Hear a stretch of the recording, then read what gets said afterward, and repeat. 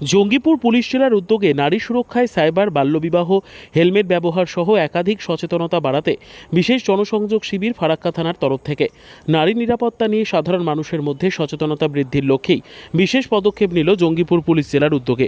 শনিবার সন্ধে নাগাদ ফারাক্কার উত্তর মহাদেবনগর প্রাথমিক বিদ্যালয়ে জনসংযোগ এক সচেতনতামূলক কর্মসূচির আয়োজন করা হয়। অনুষ্ঠানে স্থানীয় নারীদের উপস্থিতি ছিল চোখে পড়ার মতো। কর্মসূচিতে নারী নির্যাতন, সাইবার ক্রাইম, হেলমেট ছাড়া বাইক না চালানোর বার্তা, গার্হস্থ্য হিংসা ইত্যাদি বিষয় আলোচনা করার পাশাপাশি টিভির মাধ্যমে দেখানো হয় এবং কিভাবে এসব পরিস্থিতি মোকাবিলা করা যায় এবং আইনগত সহায়তা পাওয়া সম্ভব তা সহজ ভাষায় ব্যাখ্যা করেন থানার আধিকারিক।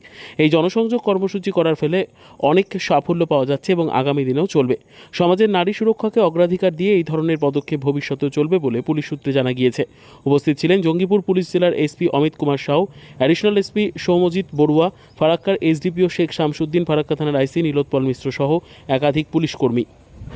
যে সচেতনমূলক যে কর্মসূচি আয়োজন করা হয়েছে, সারা কেমন পাচ্ছেন সাধারণ মানুষদের?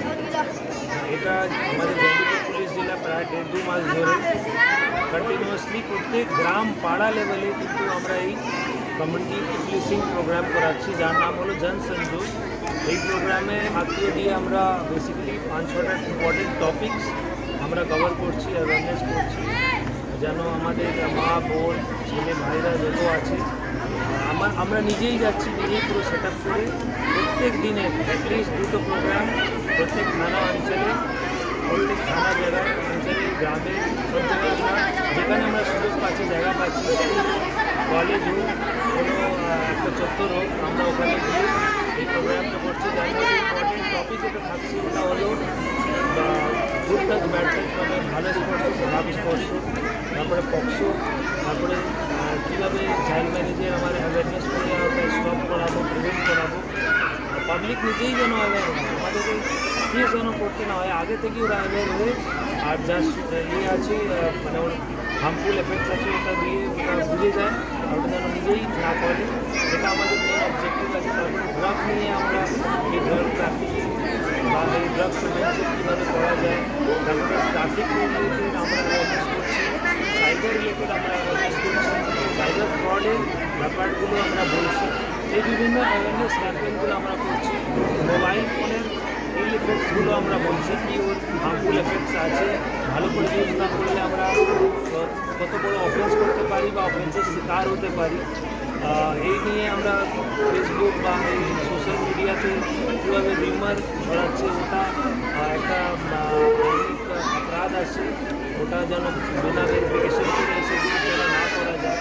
এইসব বিভিন্ন টপিকগুলো, পঞ্জি স্কিমসের ব্যাপারেও আমরা বলছি, এটা আপনারা যেন ইনভলভ যেন না হন, এইসব ফ্রডে যেন আপনারা না জড়ান।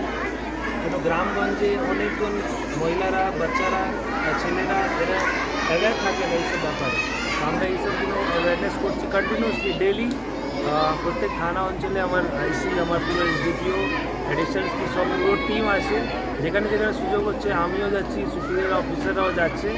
আমাদের ভিনাস টিম আর যে আমাদের লেডি সাব ইন্সপেক্টর আছে ওদেরকে মেনলি একটা দায়িত্ব দেওয়া হয়েছে যে অ্যাওয়ারনেসগুলো আমাদের specially focusing on women and child, মা বোনেদের উপরে ফোকাস করে এই অ্যাওয়ারনেসগুলো আমরা কন্টিনিউয়াসলি করাচ্ছি আর করতে থাকবো যখন অবধি আমাদের এইগুলো অ্যাওয়ারনেসটা না। এই জনসংযোগ করে সারা কীরকম পাচ্ছেন? খুব ভালো একটা রেজাল্ট আসছে।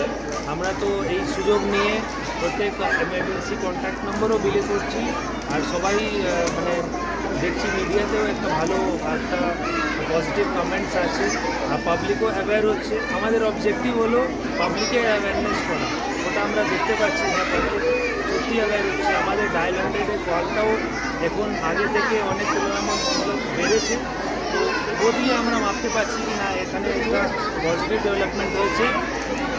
পাবলিক পুলিশকে ভালোভাবে নিয়ে কল করছে, যা ওদের অসুবিধা আছে আমাদেরকে জানাচ্ছে।